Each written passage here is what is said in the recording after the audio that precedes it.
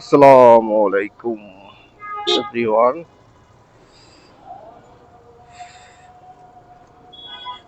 আজকে চলে আসলাম Uttara house building. এসেছিলাম উত্তরা ইউনিভার্সিটিতে। সেখান থেকে আমি আর আমার কলিগ চলে আসলাম উত্তরা হাউস বিল্ডিং এ। এখন এখানে এসে আমরা মোটামুটি একটু পেট পূজা করে নিলাম। এখন যাচ্ছে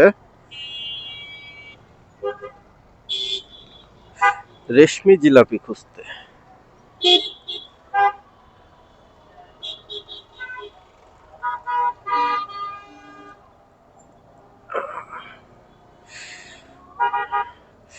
এক ভাই বলল যে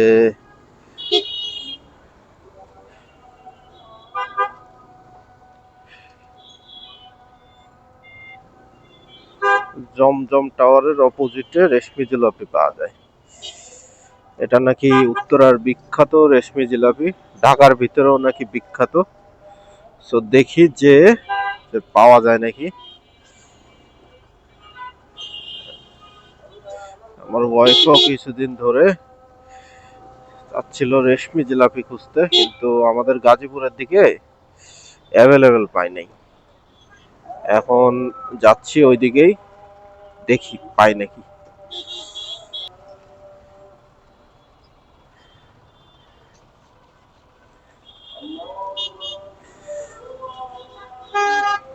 এই জায়গাটা আমার অনেক পরিচিত জায়গা। এক সময় 2018-র দিকে এখানে আসতাম। এখানে একটা অ্যারোনটিক্যাল ইউনিভার্সিটি আছে, ওখানে একটু এজ এ টিচার হিসেবে কিছুদিন কর্মরত ছিলাম। ওখানে সাধারণত দুইটা কোর্স পড়াইতাম। এখন সেই সেই আগের সেই স্টুডেন্ট গুলাও এখন মোটামুটি ভালো পর্যায়ে আছে, দেখে অনেক সময় ভালো লাগে। এক একজন অনেক দেখলাম যে গতদিন যে ইউনিভার্সিটি অফ মিউনিকের রিসার্চ অ্যাসিস্ট্যান্ট হিসাবে সে আহ, গেছে আর কি। দেখতে খুব ভালো লাগে যখন আপনি কাউকে পড়াচ্ছেন এবং সে যখন মোটামুটি একটা ভালো পর্যায়ে গেছে বা অ্যাচিভমেন্ট, ভালো কিছু অ্যাচিভমেন্ট করছে, আপনার খুবই ভালো লাগবে দেখে। এবং সে যদি বিশেষ করে আপনার একটা ফেভারিট স্টুডেন্ট হয়, তাহলে তো আরো কথাই নেই, মনে হবে যে তার অর্জনটাই আপনার নিজের অর্জনের মতো লাগবে কিছু ক্ষেত্রে।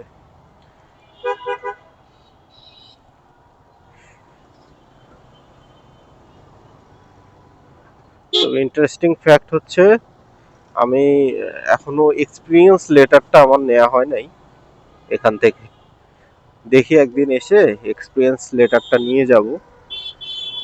1 বছর মতো ছিলাম, 2টা সেমিস্টার আমি এখানে লেকচার নিয়েছি।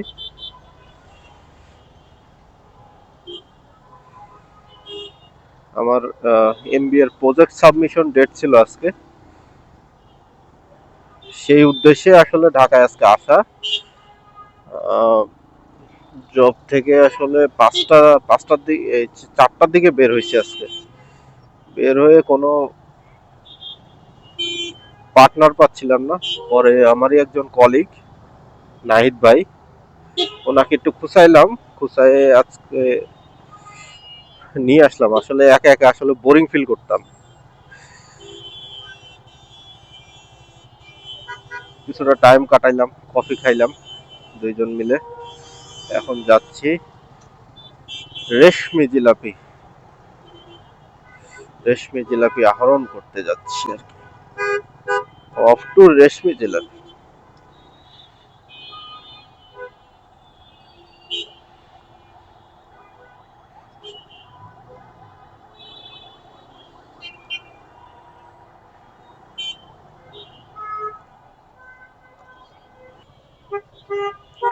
কিছুদিন আগে না এখানে ইয়ে হয়েছে, ডাকাতি হয়েছিল।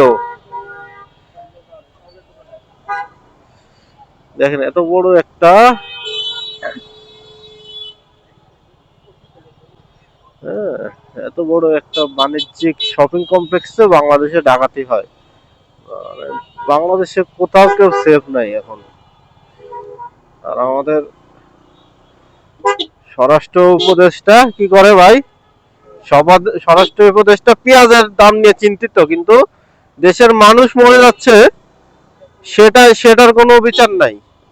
হাদি ভাইয়ের কোনো বিচার নাই। হ্যাঁ, হাদির মতো ইফিসিয়েন্ট লোকগুলোকে মেরে ফেলাবে, কিন্তু দেশে কোনো বিচার নাই। ওর ভাইকে দিচ্ছে চাকরি, বুঝছেন? কতদিন দেখছেন না? ওর ভাই জানেও না, কয় আমাকে অ্যাপয়েন্টমেন্ট করছে, আমি জানি না।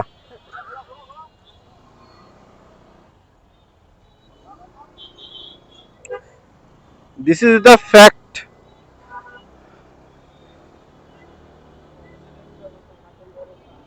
হুম। হ্যাঁ,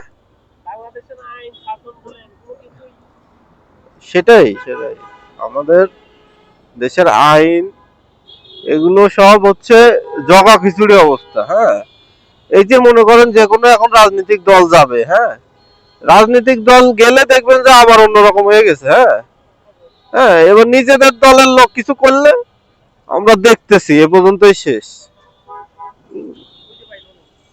না, এখন উল্টো রাস্তায় তো যাওয়া যাবে না, না?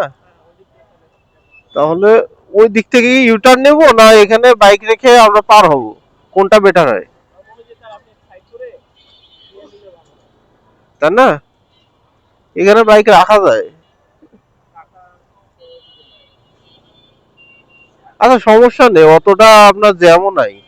ওই রাস্তা ফাঁকা আছে, এই দিক থেকে ওই দিক থেকেই যাবো নি। এদিকে আবার হচ্ছে আপনার একটু নির্দিষ্ট টাইম পরে ওই সামনে হচ্ছে অনেক ফাঁকা থাকে, ওই নিরিবিলি পরিবেশ তো, পথ ঘাট ভালো না, বুঝছেন?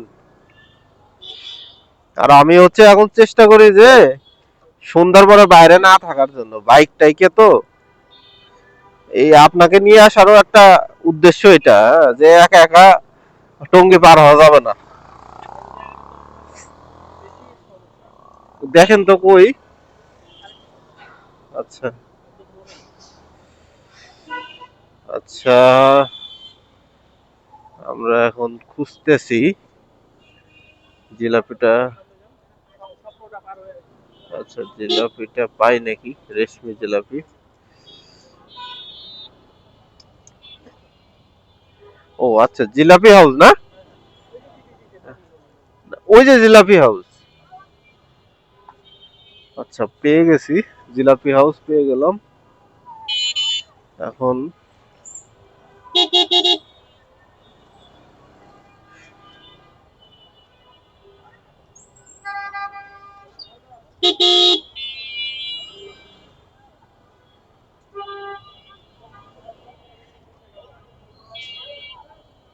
বিশাল বিশাল।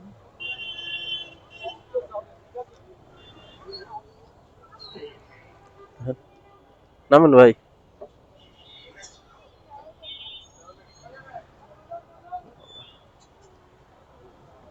এ রেশমি জিলাপির প্রাইস তো বেশি। হ্যাঁ, মিষ্টির মতো প্রাইস।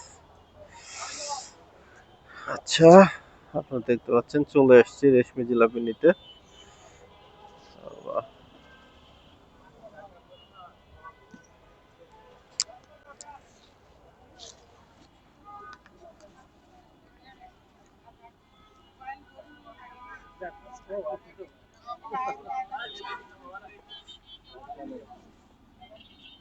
ভাই, রেশমি জিলাপি আছে না? আপনার হচ্ছে রেশমি জিলাপি 8 কেজি দেন।